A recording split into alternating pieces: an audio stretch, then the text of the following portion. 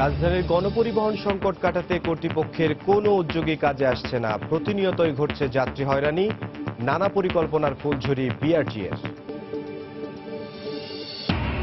রামপাল বিদ্যুৎ প্রকল্পে ব্যবহার হচ্ছে সর্বাধুনিক প্রযুক্তি, আবারও বললেন জ্বালানি উপদেষ্টা। বাংলাদেশের তথ্য উপাত্তে সন্তুষ্ট হয়ে আপত্তি প্রত্যাহার ইউনেস্কোর। কুড়িগ্রামের 16টি নদ নদীর পানি বাড়া অব্যাহত, প্লাবিত শতাধিক গ্রাম। মৌলভীবাজারের বন্যা কবলিত এলাকায় পানিবাহিত নানা রোগ। ফ্ল্যাট কিনতে গিয়ে সর্বশান্ত হচ্ছেন গ্রাহকরা, জবাবদিহি নেই আবাসন প্রতিষ্ঠানগুলোর, তাই সারা জবাব রিহাবের। এবং নতুন ভ্যাট আইন কার্যকর না হওয়ায় অনলাইন প্রকল্পের অর্থায়ন নিয়ে অনিশ্চয়তা। চলতি মাসে সরকারের সঙ্গে আলোচনার পরই সিদ্ধান্ত, জানালো বিশ্বব্যাংক।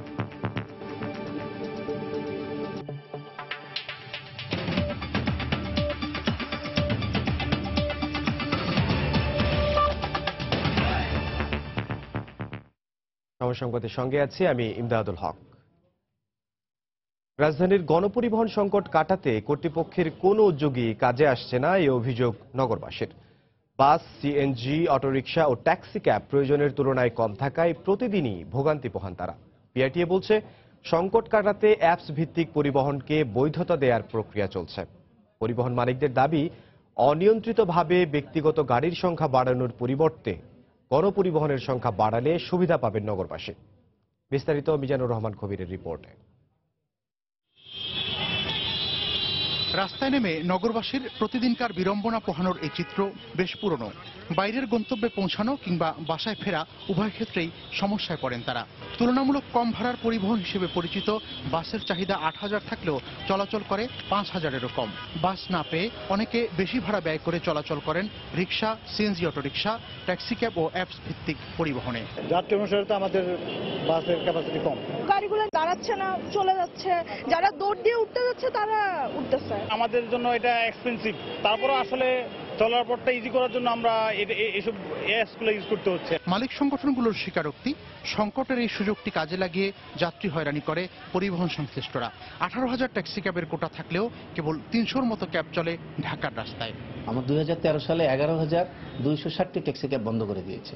এখানে গভর্নমেন্টের বিশাল রাজস্ব ঘাটতি পড়ছে, এগুলো রেভিনিউ পাচ্ছে না, এগুলো রেজিস্ট্রেশন অফ করেনি, এগুলোর পরিবর্তে প্রতিস্থাপন হয়নি। 300 গাড়ি দিয়ে 16,000 গাড়ি তো সেই 10 সালের চাহিদা মেটাতে যাবে না 17 সালে। মালিক পক্ষের দাবি, অনেক বেশি চাহিদা থাকলেও রাজধানীতে মাত্র 14,000 সিএনজি অটোরিকশা চলে। মিশুকের পরিবর্তে 2,696টি নতুন অটোরিকশা নামানোর কথা থাকলেও অনুমোদন পেয়েছে মাত্র 932টি। তবে সংকট কাটাতে নতুন উদ্যোগ নেওয়ার কথা জানায় বিআরটিএ। যাত্রী কিভাবে বহন করবে, এটা নিরাপত্তাটা কি, এই সংক্রান্ত যে অ্যাপসগুলো এগুলি কিভাবে আইনি কাঠামোর মধ্যে থাকবে, তারপরে এখানে ভাড়ার বিষয়গুলি আছে। টোটালি পুরো জিনিসটা এখনো খসড়া আকারে। 13,000-14,000 গাড়িতে আমরা সিলিং আটকা রেখেছি। আমরা সবসময় বলছি আরো 10,000 গাড়ি বৃদ্ধি করেন। দিক আপনি তাদেরকে সুবিধা দিচ্ছেন, আর একদিক আমাদেরকে যাতাকলে পিসছেন। এই দ্বৈত নীতির মধ্যে তো আমরা আসলে ব্যবসা সুন্দরভাবে করতে পারবো, আর যাত্রীও সুন্দরভাবে সেবা পাবে, এটা আমরা মনে করি এটা পাবে না। নতুন নীতিমালায় যাত্রী কল্যাণের দিকটি বিশেষ গুরুত্ব দেওয়া ও কার্যকর বাস্তবায়নের দাবি যাত্রীদের। মিজানুর রহমান কবির, সময় সংবাদ, ঢাকা। বৃষ্টি আর উজানের ঢলে কুড়িগ্রামের উপর দিয়ে প্রবাহিত 16টি নদ নদীর পানি বৃদ্ধি অব্যাহত রয়েছে। প্লাবিত হয়েছে তীরবর্তী চর, দ্বীপচর ও নিম্নাঞ্চলের শতাধিক গ্রাম। পানিবন্দী হয়ে পড়েছে প্রায় 10,000 পরিবারের অর্ধলক্ষাধিক মানুষ। মমিনুল ইসলাম মঞ্জুর তথ্য, বেলাল হোসেনের ছবি নিয়ে ডেস্ক রিপোর্ট। কুড়িগ্রামের ওপর দিয়ে বয়ে গেছে ভারত থেকে আসা ব্রহ্মপুত্র, ধরলা, তিস্তা, দুধকুমোর, গঙ্গাধর ও জিঞ্জিরাম সহ 16টি নদ নদী। বৃষ্টি আর উজানের ঢলে ব্রহ্মপুত্রে পানি বাড়ছে দ্রুত গতিতে। সদর, উলিপুর, চিলমারী ও রৌমারী উপজেলার 11টি ইউনিয়নের শতাধিক গ্রাম প্লাবিত হওয়ায় অর্ধলক্ষাধিক মানুষ পানিবন্দী হয়ে পড়েছে। অনেক স্থানে গ্রামীণ সড়কগুলো তলিয়ে যাওয়ায় নৌকা বা ভেলা ছাড়া চলাচল করা যাচ্ছে না। এই অবস্থায় বন্যা আতঙ্কে দিন কাটাচ্ছেন নদী পাড়ের মানুষ। নদীর পানি বলবেন যে চারিপাশে পানি পানি আমার বাড়িতে উঠবে, কিন্তু বেড়ের কোনো বুদ্ধি নেই। পানি বাড়তেছে, রাস্তাঘাট চলাচল খুব অসুবিধা হচ্ছে। বন্যাও শুরু হলো, আমাদের কষ্টও শুরু হলো। আর এখন বাড়ির চতুর্পাশে পানি হলে এখন কোথায় যাব, কোথায় আশ্রয় নেব, এর তো কোনো স্থানে নেই। সদর উপজেলার যাত্রাপুর ইউনিয়নে 10টি গ্রাম প্লাবিত হওয়ায় 1,500 পরিবারের প্রায় 7,000 মানুষ পানিবন্দী হয়ে পড়েছেন বলে জানালেন স্থানীয় জনপ্রতিনিধি। দুধকুমার এবং ব্রহ্মপুত্র নদে পানি বৃদ্ধি পাওয়ার কারণে আমার ইউনিয়নের প্রায় 10টি নিম্নাঞ্চল গ্রাম প্লাবিত হয়েছে এবং প্রায় 1500 পরিবার পানিবন্দী হয়ে পড়েছে। মানুষ যাতে প্রয়োজনীয় ব্যবস্থা গ্রহণ করতে পারে এজন্য বন্যা সতর্কীকরণ বার্তা প্রচার করা হচ্ছে বলে জানালেন পানি উন্নয়ন বোর্ডের এই কর্মকর্তা। ইতিমধ্যে 11টি ইউনিয়নের নিম্ন অঞ্চল সমূহ প্লাবিত হয়েছে। আমরা মাঝে মাঝে আমরা বন্যা পূর্বাভাস দিয়ে যাচ্ছি যাতে লোকজন প্রয়োজনীয় ব্যবস্থা গ্রহণ করতে পারে। সার্বিক পরিস্থিতি মোকাবেলায় জেলা, উপজেলা ও ইউনিয়ন পর্যায়ে দুর্যোগ ব্যবস্থাপনা কমিটিগুলোকে সতর্ক থাকার জন্য নির্দেশনা দিয়েছে জেলা প্রশাসন।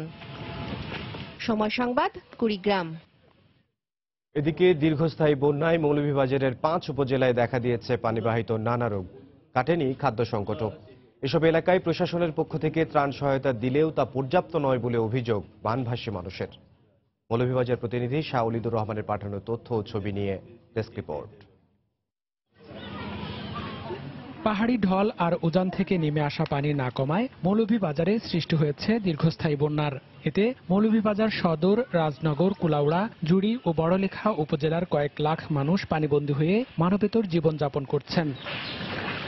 পানিবন্দী এসব এলাকায় দেখা দিয়েছে খাদ্য সংকট। এতে অর্ধাহারে অনাহারে দিন কাটাচ্ছেন অনেকে। প্রশাসনের পক্ষ থেকে ত্রাণ সরবরাহ করা হলেও তা প্রয়োজনের তুলনায় খুবই কম বলে অভিযোগ দুর্গতদের। আমি বন্যা লাগিয়ে এখন খাইলে তিনও খাইতাম পারি না। ফ্যামিলি মানুষ আমরা 8 জন, ওখানে আমরা এক বাইরে উঠে পড়ছি। তবে বন্যা কবলিত এলাকায় ত্রাণ সহায়তা বাড়ানোর আশ্বাস দিলেন জেলা প্রশাসনের কর্মকর্তা। সরকারকে আরো অতিরিক্ত প্রায় 30,000 বিজিএস কার্ড দেওয়ার জন্য লিখেছি এবং আমাদের যে নতুন যে 2000 যে প্যাকেট শুকনো খাবার এসেছে সেটা একটা প্যাকেট দিয়ে একটা ফ্যামিলি কমপক্ষে 3 থেকে 4 দিন চলতে পারবে। এদিকে বন্যা কবলিত এলাকায় পানিবাহিত নানা রোগের প্রাদুর্ভাব দেখা দিয়েছে। তবে পরিস্থিতি সামাল দিতে কাজ করছে বেশ কয়েকটি মেডিকেল টিম। আমরা উষা দানে খাইতে পারি না, গরিব মানুষ আমরা সবাই তাপ আমরা উষা তো লাগি যাইবার কোনো ক্ষমতা নাই, আমরা একবারে দুর্বল অবস্থা পড়ি। আমার ফুরিবিতা মারা গেছে রবা তাপ, অথচ আম চিকিৎসার কারণে গরিব মানুষ চিকিৎসা না করার কারণে মারা গেছে। বন্যা পরবর্তীতে মহামারী হতে পারে, তবে এই জন্য আমাদের মাননীয় সিভিল সার্জন মহোদয় সত্যকাম চক্রবর্তী স্যার আমাদেরকে নির্দেশ দিয়েছেন আমরা পরবর্তীতে মেডিকেল ক্যাম্প করব। সরকারি হিসেব অনুযায়ী বন্যায় মৌলভীবাজারের 5 উপজেলার 3,10,000 মানুষ গত 2 মাস ধরে পানিবন্দী রয়েছেন। সময় সংবাদ, মৌলভীবাজার। বন্যা পরিস্থিতি ও দুর্গতদের খবর জানাতে এই মুহূর্তে সিলেটের ফেঞ্চুগঞ্জে আছেন রিপোর্টার আব্দুল আহাদ। সরাসরি চলে যাচ্ছে তার কাছে। আহাদ, বন্যা পরিস্থিতির কি অবস্থা? হ্যাঁ ইমদাদ, আমি ফেঞ্চুগঞ্জ উপজেলার হাকালুকি পাড়ের একটি গ্রামে আছি, ঘিলাছড়া গ্রামে। এই গ্রামে গত 1 মাস ধরে আপনারা দেখতে পাচ্ছেন যে এই গ্রামের মানুষ পানিবন্দী এবং মানুষের দুর্ভোগ, মানুষের দুর্গতির শেষ নেই। সবগুলো রাস্তা এভাবে পানির নিচে তলিয়ে গেছে এবং মানুষের বাসাবাড়ি এখনো পানির নিচে, এবং কবে সেই পানিটি নেমে যাবে এবং মানুষ কবে বন্যা থেকে মুক্তি পাবে সেটি কোনোভাবেই বলা যাচ্ছে না। কারণ পানি উন্নয়ন বোর্ড আমাদেরকে জানিয়েছে গত কয়েকদিন পানি কমলেও আজকে আবার পানি বেড়েছে কয়েক সেন্টিমিটার। এবং এই যে সিলেটের এই ফেঞ্চুগঞ্জের যে অমলশীদ নামক যে জায়গা, সেই জায়গাতে আজকে 14 সেন্টিমিটারের বেশি বিপদসীমার উপর দিয়ে পানি প্রবাহিত হচ্ছে এবং সিলেটের সুরমা নদীও 13 সেন্টিমিটারের উপর দিয়ে পানি প্রবাহিত হচ্ছে। এবং আপনারা এই হাকালুকি পাড়ে দেখতে পাচ্ছেন যে এখানের, আমি কিছুক্ষণ আগে হাকালুকি এখান থেকে 500 হাত দূরে ছিলাম, কিন্তু হাওরের প্রচন্ড ঢেউ আমাদের নৌকাটি এদিকে ভাসিয়ে নিয়ে এসেছে এবং এসব ঢেউয়ের কারণে মানুষের বাসাবাড়ি ভেঙে গেছে। আমি আপনাদেরকে একটু দেখানোর চেষ্টা করব যে এই এলাকার একটি বাড়ি ভেঙে গেছে এবং মানুষ এই ভাঙা বাড়ি ছেড়ে তারা চলে গেছেন আশ্রয় কেন্দ্রে। আমরা কথা বলেছিলাম সিলেটের জেলা প্রশাসনের সাথে, তারা বলেছে সিলেট জেলায় এই পর্যন্ত 800 মেট্রিক টন চাল তারা বরাদ্দ পেয়েছেন এবং 12 লাখ টাকা বরাদ্দ পেয়েছেন। সেই সাথে গতকাল আরো 2000 পরিবারের জন্য তারা শুকনো খাবার তারা বরাদ্দ পেয়েছেন। সেই সাথে এগুলোর মধ্যে চাল, ডাল, তেল এই সব কিছু রয়েছে এবং এগুলো সেগুলো গতকালই তারা বিভিন্ন উপজেলায় তারা বিতরণ করেছেন। আপনারা দেখতে পাচ্ছেন যে একটি ভাঙা বাড়ি, আমরা কথা বলবো একজনের সাথে। আপনার কি ক্ষতি হয়েছে? ক্ষতি হয়েছে ওখানে বাড়ি বাঙ্গিয়া নিচে বাঙ্গা বোয়াত বাঙ্গা গরুর চালের উপরে বোয়াত বাঙ্গা নৌকা লাগাইয়া আর আরো তো বাইরিয়া সব বাঙ্গিয়া নিচে মানুষ বাড়ি চালিয়া গেছেন গিয়া পানির ধরনে, কারণ পানির কাছে নৌকা তারা যাইবার উপায় নাই। সরকারি সহায়তা সরকারি কোনো কিছু আমরা সেও দিছিও না, আমরা পাইছিও না। কি দরকার এখন তো চাইছিলাম যে যদি একটা বাদ দিয়ে যদি কিছু আল্লাহর রাস্তায় হিসাবে যদি দিলে একটা ওয়াল দিলাম মনে বা ঘর দুয়ার বানাইলাম মনে। ইমদাদ, শুনছিলেন যে মানুষ চাচ্ছে যে এখন যদি পানি নেমে যায় তবে তাদের এই যে বাড়িঘর ভেঙে গেছে সেই বাড়িগুলো মেরামতের জন্য সরকারি সহায়তা প্রয়োজন। তবে জেলা প্রশাসক আমাকে জানিয়েছেন তাদের কাছে পর্যাপ্ত টিন রয়েছে, বন্যা নামার পরে তারা এই টিনগুলো মানুষের মধ্যে বিতরণ করবেন। সিলেটের ফেঞ্চুগঞ্জ থেকে আমাদের সাথে বন্যা পরিস্থিতি ও দুর্গত মানুষের খবর জানাতে যোগ দিয়েছিল রিপোর্টার আব্দুল আহাদ। সময় সংবাদে আরো থাকছে, কাতারে চরম উদ্বেগ উৎকণ্ঠায় দিন কাটছে 4 লাখ প্রবাসী বাংলাদেশির। হতাশ না হয়ে যে কোনো সমস্যায় বাংলাদেশ দূতাবাসের সাহায্য নেয়ার পরামর্শ। সেনা কর্মকর্তাদের পদোন্নতির ক্ষেত্রে মুক্তিযুদ্ধের চেতনায় বিশ্বাসী, পেশাগত দক্ষতা ও সততা বিবেচনায় নেয়ার আহ্বান জানিয়েছেন প্রধানমন্ত্রী শেখ হাসিনা। সকালে ঢাকা সেনানিবাসে সেনা সদর নির্বাচনী পর্ষদ 2017 সভায় এ আহ্বান জানান তিনি। এ সময় প্রধানমন্ত্রী বলেন, বিভিন্ন প্রাকৃতিক দুর্যোগে ক্ষতিগ্রস্তদের প্রতি সেনাবাহিনীর সহযোগিতা প্রশংসনীয়। রাঙামাটি ও বান্দরবানে পাহাড় ধসের পর যোগাযোগ ব্যবস্থা পুনর্বহাল ও ক্ষতিগ্রস্তদের পাশে দাঁড়ানোই সেনাবাহিনীকে ধন্যবাদ জানান তিনি। প্রধানমন্ত্রী জানান, ফোর্সেস গোল 2030-এর ধারাবাহিকতায় সেনাবাহিনীর উন্নয়নে বাস্তবমুখী নানা পদক্ষেপ হাতে নেওয়া হয়েছে।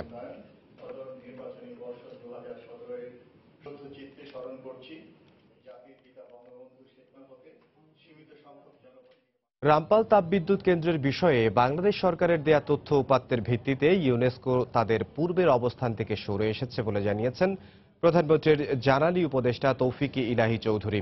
সকালে রাজধানীর বিদ্যুৎ ভবনে আয়োজিত সংবাদ সম্মেলনে তিনি আরো বলেন, সুন্দরবনের যাতে ক্ষতি না হয় সেদিকে খেয়াল রেখেই প্রকল্প বাস্তবায়ন করা হবে।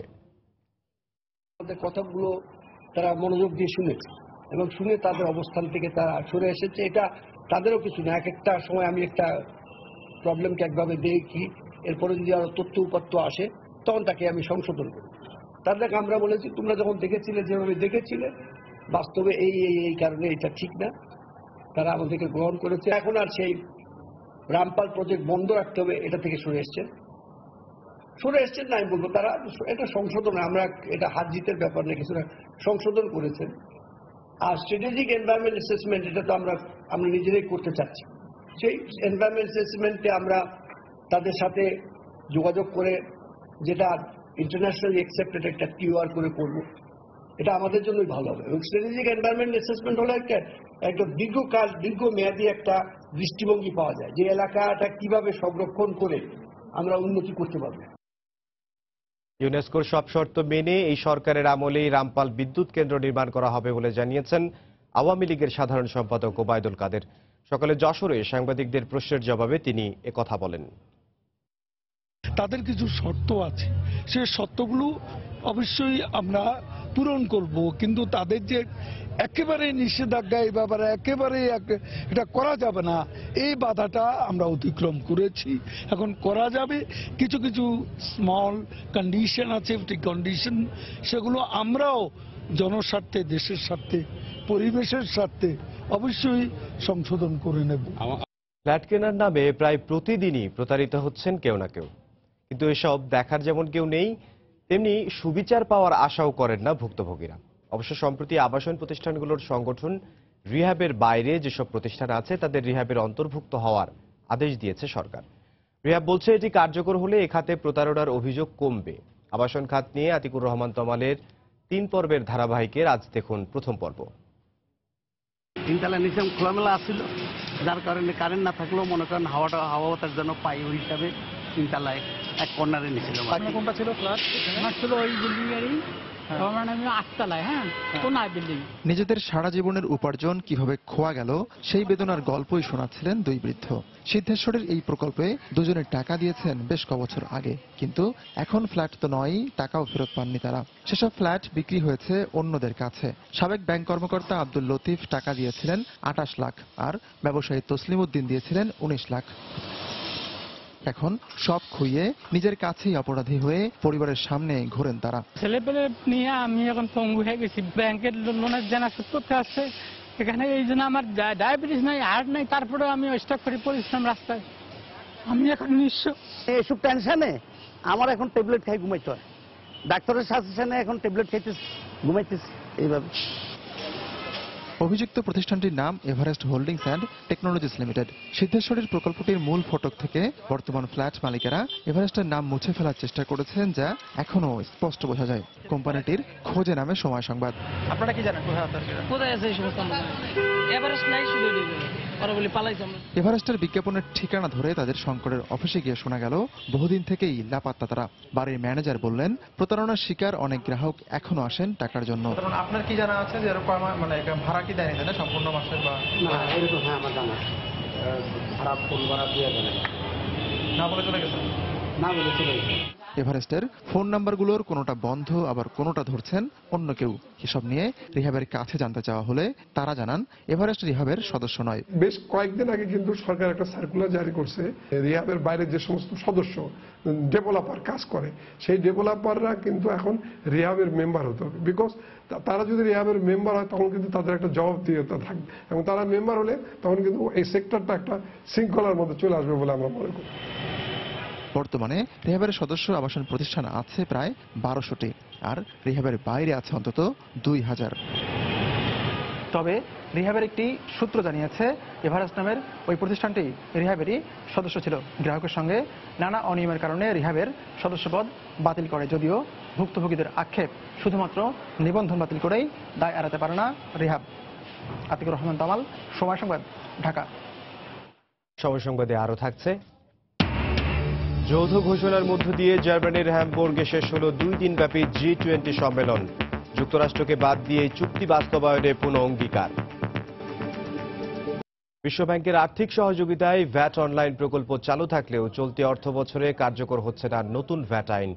এ অবস্থায় প্রকল্পের পুরো অর্থায়ন নিয়ে দেখা দিয়েছে অনিশ্চয়তা। বিশ্বব্যাংক বলছে চলতি মাসে সরকারের সঙ্গে আলোচনার পরেই তারা এ ব্যাপারে সিদ্ধান্ত নেবেন। তবে এনবিআর বলছে ভ্যাট অনলাইন প্রকল্পের অর্থ ছাড় করার কথা প্রকল্পের বাস্তবায়িত অংশের ফলাফলের ভিত্তিতে। তাই এই কার্যক্রমে বিশ্বব্যাংকের অর্থ পেতে সমস্যা হবে না। বিস্তারিত জানাচ্ছেন সাজিদ রাজু। ভ্যাট ব্যবস্থাকে ডিজিটাল করতে 2013 সালে শুরু হয় ভ্যাট অনলাইন প্রকল্প।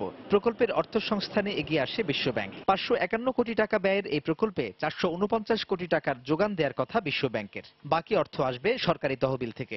উদ্দেশ্য ছিল চলতি বছরের জুলাই থেকে কার্যকর করা হবে নতুন ভ্যাট আইন। কিন্তু ভ্যাট আইনের বাস্তবায়ন 2 বছর পিছিয়ে যাওয়ায় প্রকল্পের অর্থায়নের সূচি ঠিক থাকছে কিনা তা নিয়ে দেখা দিয়েছে প্রশ্ন। ভ্যাট আইনের বাস্তবায়ন পিছিয়ে যাওয়ার পরও বিশ্বব্যাংকের অর্থায়ন ঠিক থাকবে কিনা জানতে চেয়ে সংস্থাটির সঙ্গে যোগাযোগ করা হলে ইমেইলে উত্তর পাঠায় তারা। বিশ্বব্যাংকের কান্ট্রি ডিরেক্টরের উদ্ধৃতি দিয়ে ওই ইমেইলে জানানো হয়, চলতি মাসের শেষ দিকে বাংলাদেশ সফরে আসবেন সংস্থাটির একটি প্রতিনিধি দল। সরকারের সঙ্গে আলোচনা করেই এই অর্থায়ন বিষয়ে পরবর্তী করণীয় ঠিক করবেন তারা। তবে ভ্যাট অনলাইন প্রকল্প পরিচালক বলছেন, প্রকল্পের বাস্তবায়িত অংশের ফলাফলের ভিত্তিতে অর্থ ছাড় করবে বিশ্বব্যাংক। তাই প্রশিক্ষণ, প্রযুক্তিগত সক্ষমতা বৃদ্ধি সহ প্রকল্পের যেসব কাজ চলতে থাকবে সেসব অংশের অর্থ পেতে সমস্যা হবে না। আমাদের অনেকগুলো এই ডিসবার্সমেন্ট লিঙ্ক ইন্ডিকেটর আছে, যে ইন্ডিকেটরগুলো আমরা অর্জন করতে পারলে ওয়ার্ল্ড ব্যাংক আমাদেরকে টাকা দেবেন। সুতরাং এটা সময় তাদের কাছে মানে ব্যাপার না, ব্যাপারটা হলো যে আমরা রেজাল্টটা দিলেই তারা টাকা দেবেন, রেজাল্ট না হলে টাকা দেবেন না। যেটুকু রেজাল্ট আমরা অর্জন করব ততটুকুই তারা দেবেন। সেই ক্ষেত্রে অর্থায়নের ব্যাপারে কোনো সমস্যা না। সরকারি অর্থে আগে প্রকল্প পুরো বাস্তবায়নের পর অর্থ চেয়ে পাঠালে বিশ্বব্যাংকের আপত্তি থাকার কথা নয় বলেও জানান তিনি। সাজিদ রাজু, সময় সংবাদ, ঢাকা। লক্ষ্মীপুরে বাবা মাকে পিটিয়ে অস্ত্রের মুখে মেয়েকে অপহরণের অভিযোগ পাওয়া গেছে। গতরাতে পৌর এলাকার আবিরনগরে এই ঘটনা ঘটে। আহত বাবা মাকে হাসপাতালে ভর্তি করা হয়েছে। পুলিশ জানায়, মেয়েটির পাশের বাড়ির হেলাল নামে এক নির্মাণ শ্রমিক বেশ কিছুদিন ধরেই তাকে উত্ত্যক্ত করে আসছিল। বেশ কয়েকবার নিষেধ করা হলেও কোনো ভ্রুক্ষেপ ছিল না হেলালের। অন্যদিকে মেয়েটির বিয়ের কথাবার্তা শুরু হলে তাকে নানাভাবে হুমকি দিত সে। এরই ধারাবাহিকতায় গতরাতে 15-20 জন সন্ত্রাসী নিয়ে মেয়েটির বাড়িতে হামলা চালায় হেলাল। অস্ত্রের মুখে মেয়েটিকে অপহরণ করতে চাইলে বাধা দেয় বাবা মা। এ সময় বাবা মাকে রড দিয়ে পিটিয়ে আহত করে তারা। পরে মেয়েটিকে তুলে নিয়ে যায়। এদিকে ঘটনার পর থেকেই মেয়েটিকে উদ্ধারে অভিযান শুরু করেছে পুলিশ।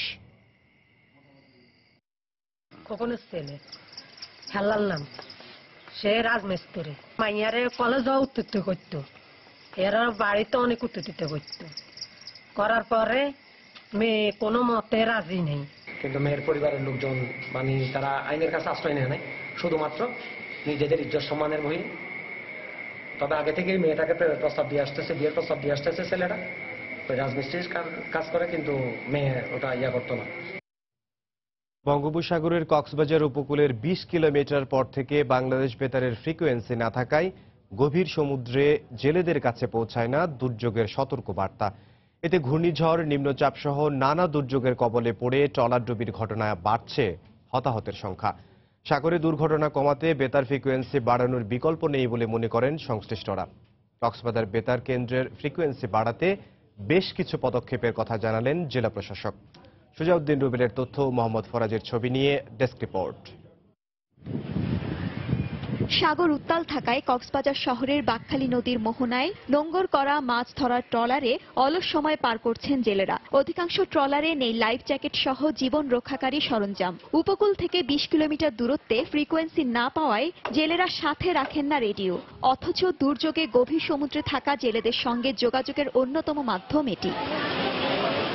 বেতার ফ্রিকোয়েন্সির অভাবে তথ্য না পেয়ে ঘূর্ণিঝড়, নিম্নচাপ সহ নানা দুর্যোগের কবলে পড়ে ঘটছে ট্রলার ডুবি ও জেলে নিখোঁজ সহ প্রাণহানির ঘটনা। নেটওয়ার্ক পাচ্ছি না, আর আপনার আমাদের রেডিওর কোনো যোগাযোগ নাই। আমরা বর্ষাতে নেটওয়ার্ক পাইতেছি যে 2 কিলোমিটার, আর শীতের মৌসুমে 3 কিলোমিটার। অথচ সিগন্যাল 2 নম্বর, 3 নম্বর, 4 নম্বর উঠলে আমরা কোনোদিন জানিও না। কাঁচার মধ্যে থাকলে নেটওয়ার্ক পাওয়া যায়, আর যদি কাঁচাতে না থাকলে নেটওয়ার্ক পাওয়া যায় না। ওই সাগরের গাঙের অবস্থা বুঝে আমরা ঢুকে যাই। প্রাণহানির ঘটনা কমাতে সরকারের বিভিন্ন তৎপরতার পাশাপাশি বেতার ফ্রিকোয়েন্সি বাড়ানোর কোনো বিকল্প নেই বলে জানালেন জেলা ফিশিং বোট মালিক সমিতির সাধারণ সম্পাদক। যাওয়ার সময় যদি চেক করা হয় যে ঠিক আছে তোমাদের কাছে লাইফ জ্যাকেট আছে কিনা অথবা রেডিও আছে কিনা, তো ইত্যাদি সতর্ক তাদেরকে যদি আগে থেকে করা হয়, তা আমার মনে হয় না যে এই ধরনের বিপদ থেকে তারা মানে মোটামুটি রেহাই পাবে মুক্তভাবে। কক্সবাজার বেতার কেন্দ্রের ফ্রিকোয়েন্সি বাড়ানোর জন্য ঊর্ধ্বতন কর্তৃপক্ষের সাথে যোগাযোগ করা সহ বেশ কিছু পদক্ষেপের কথা জানালেন জেলা প্রশাসক। আমরা একটা ওয়ার্কশপ করে এই বিষয়গুলি তাদেরকে অবহিত করব এবং তাদেরকে কিছু লজিস্টিক সাপোর্ট দেওয়া যায় কিনা সেই বিষয়ে দুর্যোগ ব্যবস্থা মন্ত্রণালয় আমাদেরকে সহায়তা করবে বলে আশ্বস্ত করেছে। জেলা মৎস্য কর্মকর্তার দেয়া তথ্য মতে কক্সবাজারে মাছ ধরার ট্রলার রয়েছে 5240টি। নিবন্ধিত জেলের সংখ্যা প্রায় 46,000। আর কক্সবাজার বেতার কেন্দ্রের বর্তমান ফ্রিকোয়েন্সি মাত্র 5 কিলোহার্জ। সময় সংবাদ, কক্সবাজার। আবারও বন্যা পরিস্থিতির খবর। উজান থেকে নেমে আসা ঢল ও সপ্তাহব্যাপী টানা বর্ষণে সিরাজগঞ্জ ও জামালপুরে বন্যা পরিস্থিতির আরও অবনতি হয়েছে। রাস্তাঘাট পানিতে তলিয়ে যাওয়ার পাশাপাশি বসত বাড়িতে পানি ঢুকে পড়ায় চরম দুর্ভোগে পড়েছেন মানুষজন। যমুনা নদীর পানি বাড়তে থাকায় জামালপুরের সার্বিক বন্যা পরিস্থিতির অবনতি হয়েছে।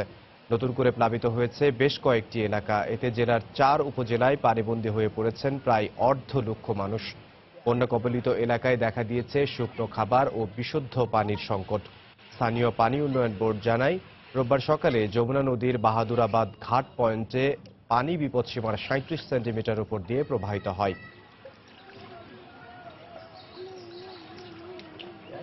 এদিকে পানি বাড়ায় যমুনার তীরবর্তী জেলা সিরাজগঞ্জের বন্যা পরিস্থিতির অবনতি হয়েছে।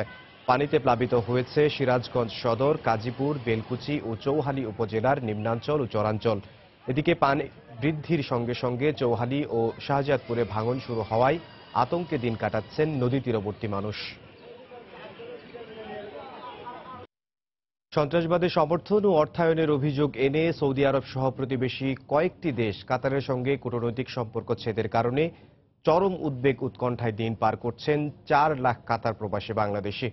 নিত্য প্রয়োজনীয় পণ্যের দাম বেড়ে যাওয়ায় সবচেয়ে বেশি বিপাকে পড়েছেন ফ্রি ভিসার বাংলাদেশি শ্রমিকরা। চলমান উত্তেজনায় প্রবাসীদের হতাশ না হয়ে যে কোনো সমস্যায় বাংলাদেশ দূতাবাসের সাহায্য নেয়ার পরামর্শ দিয়েছেন কমিউনিটি নেতারা। কাতার প্রতিনিধি আনোয়ার হোসেন মামুনের তথ্য ও ছবি নিয়ে ডেস্ক রিপোর্ট। গেল 5 জুন কাতারের সঙ্গে সৌদি আরব সহ উপসাগরীয় অঞ্চলের কয়েকটি দেশ সব ধরনের কূটনৈতিক সম্পর্ক ছিন্নের পর দেশটিতে হঠাৎ করে নিত্য প্রয়োজনীয় পণ্যের দাম বেড়ে যায়। এতে চরম বিপাকে পড়েছেন ফ্রি ভিসায় কাতারে বসবাসকারী বাংলাদেশি শ্রমিকরা। এই সমস্যার কারণে আমরা বাঙালিরা আসলে ভুগতেছি। অনেক সামানের দাম বৃদ্ধি হয়ে গেছে। এখন আমরা সামান ডাবল হয়ে গেছে, যে রুম ভাড়া বাড়তি, খানার সামান বাড়তি, তো আসলে আমরা কিনে খাওয়ার মতো আসলে ওই ক্যাপাসিটি এখন আর নাই। কোম্পানিও বলতেছে অপেক্ষা করেন, পয়সা এখন নাই। এই অবস্থায় আমরা অনেক অসুবিধা আছি, 1 মাস যাবৎ কোনো কাজকর্ম নাই। বৈধ ভিসা নিয়ে যারা বিভিন্ন কোম্পানিতে কাজ করছেন তারাও রয়েছেন চরম দুশ্চিন্তায়। এই অবস্থায় বাংলাদেশ দূতাবাসের নির্দেশনা মেনে চলার পাশাপাশি যে কোনো পরিস্থিতিতে কাতারের পাশে থাকার কথা জানান প্রবাসী বাংলাদেশিরা। আমরা অনেক চিন্তিত আছি যে সমস্যা হবে কিনা, দেশের সাথে সম্পর্ক যদি আগের মতো ঠিক থাকে, ভালো থাকে, তাহলে আমরা চিন্তিত থাকবো না, এভাবে কাজ করে দিতে পারবো। কাতারে তো বাংলাদেশ দূতাবাস আছে, তাদের একটি নির্দেশনা আমরা চলাফেরা করি।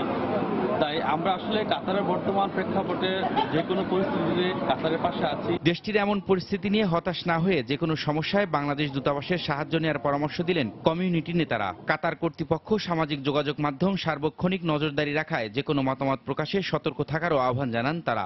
বাংলাদেশি ভাইদেরকে যে আপনারা কোনো হতাশা হবেন না, আপনারা আপনাদের নিঃস্বাধীন মতন চলতে পারেন, কারণ কোনো নেগেটিভ কোনো কথা বলবেন না, পজিটিভ, সবসময় পজিটিভ কথা বলবেন। কারণ আমরা জানেন যে কাতারের যে সমস্ত অনলাইনগুলি আছে সবগুলো এগুলাই ক্যাপস করতে আছে, কাতার সরকার নিয়ন্ত্রণে আছে। যারা সরকারি চাকরি করছেন তারা তো ভালোই আছেন, কোম্পানিতে যারা চাকরি করছেন ভালোই আছেন। তবে এখানে ফ্রি ভিসায় কিছু শ্রমিক এসেছেন, তাদের একটু সমস্যা হচ্ছে। আমরা তাদেরকে বলেছি কোনো রকম কোনো সমস্যা না করতে। যদি কোনো সমস্যা থাকে বাংলাদেশ দূতাবাস অলরেডি মেসেজ দিয়েছেন, যদি কোনো সমস্যা থাকে তাদের সঙ্গে সরাসরি যোগাযোগ করতে, তারা সমস্যার সমাধান করবেন। কাতারে বর্তমানে 4 লাখ প্রবাসী বাংলাদেশী বিভিন্ন পেশায় কর্মরত রয়েছেন, যাদের অধিকাংশই নির্মাণ শ্রমিক হিসেবে কাজ করছেন। সময় সংবাদ, দোহা, কাতার। দেশের বাইরের খবর। জার্মানির হ্যামবুর্গে যৌথ ঘোষণার মধ্য দিয়ে শেষ হল 2 দিন ব্যাপী G20 সম্মেলন। এতে যুক্তরাষ্ট্রের বিরোধিতা সত্ত্বেও শেষ পর্যন্ত জলবায়ু পরিবর্তন ইস্যু নিয়ে একটি সমঝোতায় পৌঁছেছেন বিশ্বের সবচেয়ে বড় অর্থনীতির দেশগুলোর নেতারা। যুক্তরাষ্ট্রকে বাদ দিয়েই চুক্তি বাস্তবায়নে পুনঃ অঙ্গীকার ব্যক্ত করেছেন 18টি দেশের শীর্ষ নেতা ও ইউরোপীয় ইউনিয়ন। বৃহত্তর স্বার্থে চুক্তির বিষয়ে মার্কিন প্রেসিডেন্ট ডোনাল্ড ট্রাম্প ভবিষ্যতে তার অবস্থান থেকে সরে আসবেন বলেও আশা প্রকাশ করেন তারা। বৈশ্বিক নানা সংকট সমাধানে বিশ্ব নেতাদের নীরব ভূমিকার প্রতিবাদে শনিবার G20 সম্মেলনের শেষ দিনেও হামবুর্গ জুড়ে প্রতিবাদ বিক্ষোভ অব্যাহত ছিল। শুক্রবারের সহিংস বিক্ষোভের পর এদিন জার্মানির দ্বিতীয় বৃহত্তম এই শহরটিতে শান্তিপূর্ণ প্রতিবাদ র্যালিতে অংশ নেন প্রায় 3000 মানুষ। এ সময় শুক্রবারের ওই সহিংস বিক্ষোভের কারণে শান্তিপূর্ণ প্রতিবাদ কর্মসূচি গণমাধ্যমে তেমন একটা প্রচার না পাওয়ায় ক্ষোভ প্রকাশ করেন তারা। এছাড়াও বিক্ষোভ কর্মসূচিতে সহিংসতার নিন্দাও জানান র্যালিতে অংশ নেওয়া অনেকে। হামবুর্গ জুড়ে এমন প্রতিবাদ বিক্ষোভের মধ্যেই শনিবার যৌথ ঘোষণার মধ্য দিয়ে শেষ হয় 2 দিনব্যাপী G20 সম্মেলন। যুক্তরাষ্ট্রের বিরোধিতা সত্ত্বেও এতে শেষ পর্যন্ত জলবায়ু পরিবর্তন ইস্যু নিয়ে একটি সমঝোতায় পৌঁছেছেন বিশ্ব নেতারা। ঘোষণা অনুযায়ী প্যারিস জলবায়ু চুক্তি থেকে যুক্তরাষ্ট্রের বের হয়ে আসার বিষয়টি মেনে নিয়েছে জোটের বাকি 19টি দেশ। চুক্তিকে অপরিবর্তনীয় উল্লেখ করে জলবায়ুর পরিবর্তন রোধে যুক্তরাষ্ট্রকে ছাড়াই একসঙ্গে কাজ করে যাওয়ার অঙ্গীকার করে তারা। প্যারিস জলবায়ু চুক্তি নিয়ে মার্কিন প্রেসিডেন্টের অবস্থান দুঃখজনক, তবে জোটের বাকি 19টি দেশ এক্ষেত্রে ঐক্যবদ্ধ থাকায় আমি সত্যিই খুব খুশি। যত দ্রুত সম্ভব চুক্তির বাস্তবায়নে যার যার দায়িত্ব সঠিকভাবে পালন করতে হবে। আমি আশা করব প্রেসিডেন্ট ট্রাম্প বৃহত্তর স্বার্থে ভবিষ্যতে তার অবস্থান থেকে সরে আসবেন। জলবায়ু চুক্তি থেকে যুক্তরাষ্ট্র সরে আসায় এর ভবিষ্যৎ নিয়ে আশঙ্কা প্রকাশ করেছেন ব্রিটিশ প্রধানমন্ত্রী থেরেসা মে। একই সঙ্গে ভবিষ্যতে যুক্তরাষ্ট্র তার অবস্থান থেকে সরে এসে পুনরায় চুক্তিতে ফিরে আসবে বলেও আশাবাদ ব্যক্ত করেন তিনি। জলবায়ু পরিবর্তন রোধে এবং চুক্তির বাস্তবায়নে অতীতের যে কোনো সময়ের চেয়ে যুক্তরাজ্য বর্তমানে আরো বেশি অঙ্গীকারবদ্ধ।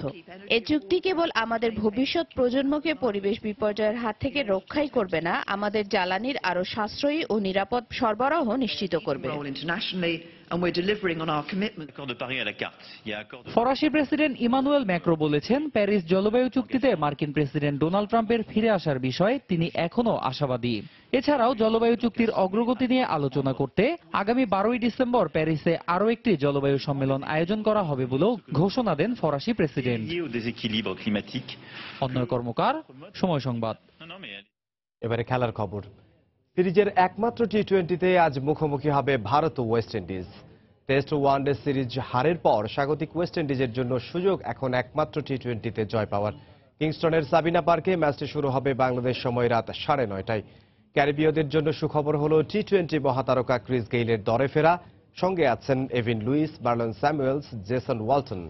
তারা জ্বলে উঠতে পারলে মাথা ব্যথার কারণ হতে পারে ভারতের বোলারদের জন্য। বল হাতে সলিল নারিন, স্যামুয়েল বদ্রি, জারাম টেইলররা আছেন ভালো ফর্মে। যদিও ঘরের মাঠে টেস্ট ওয়ানডেতে বড় ব্যবধানে হেরে কিছুটা হলেও আত্মবিশ্বাস খরায় ভুগছে ক্যারিবীয়রা। তবে গেল 5 ম্যাচে 4 জয় এনে কিছুটা হলেও স্বস্তি পেতে পারে ব্র্যাথওয়েটের দল। এদিকে ছন্দে আছে ভারত। টেস্ট ওয়ানডে সিরিজ জয়ের পর এবার সফররতদের জন্য হাতছানি টি-20 সিরিজ জয়ের। রাহানের পরিবর্তে অধিনায়ক বিরাট কোহলিকে দেখা যেতে পারে ওপেনিংয়ে। এছাড়া যুবরাজ ধোনি, পান্ডিয়া, যাদবরা রয়েছে দারুণ ফর্মে। আর বল হাতে স্বাগতিকদের জন্য হুমকি হতে পারে উমেশ যাদব, ভুবনেশ্বর কুমার আর অশ্বিন বা জাদেজার ঘূর্ণি।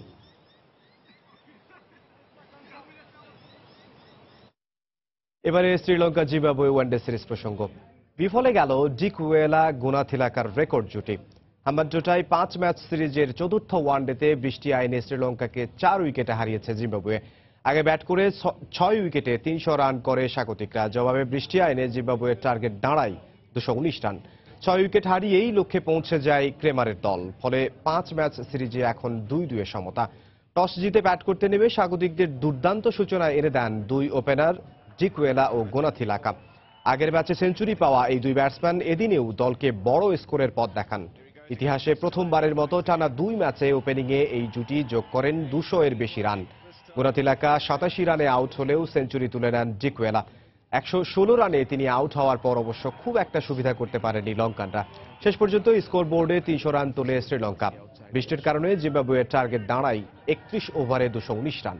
মাসাকাজ্জা মীরের ওপেনিং জুটিতে জিম্বাবুয়ে পায় 67 রান। এরপর মুসাকান্দা 30 রান করলেও উইলিয়ামসন, সিকান্দার রাজা, ওয়ালাররা বড় স্কোর করতে পারেনি। তবে শেষ দিকে ক্রেইগ আরভিনের 55 বলে 69 রানের ঝোড়ো ইনিংসে 10 বল হাতে রেখেই জয় নিশ্চিত হয় জিম্বাবুয়ের। সোমবার সিরিজ নির্ধারণী ম্যাচে মুখোমুখি হবে 2 দল।